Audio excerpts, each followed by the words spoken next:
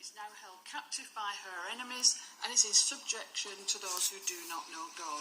So she asks and prays to be liberated and calls on you unceasingly to come to her aid. Okay, so you will have come across this, hopefully, in the readings for this week's Tute. The writer is, of course, Robert of France, but more importantly, the speaker is meant to be Urban II. The year is 1095, and of course the place is Clermont in France. And the crowd, we are told, responded to this stirring speech by shouting Deus Vult. So, Deus Vult, Deus Vult. God wills it. Now, I'd question whether that's actually what they said. Most of the people, the secular people who were there, who were anticipating Urban's call to take up arms, would have probably yelled something similar, but in their own language. So the sentiment's the same, but the writer is speaking, the writer is obviously writing everything out in Latin.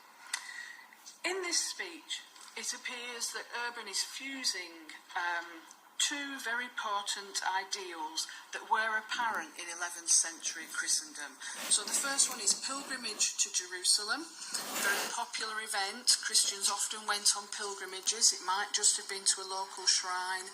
It might have been further afield to Rome, Santiago de Compostela, even Jerusalem. And we did mention that in last week's tutorial, along with the significance of saints and holy relics.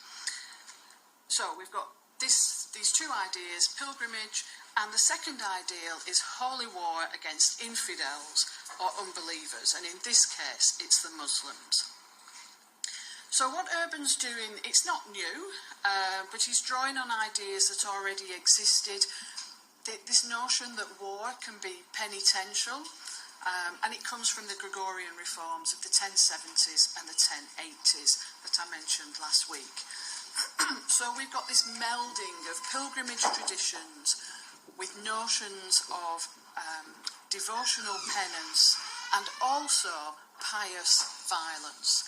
So that's a key thing to think about because it's quite contentious. Pious violence.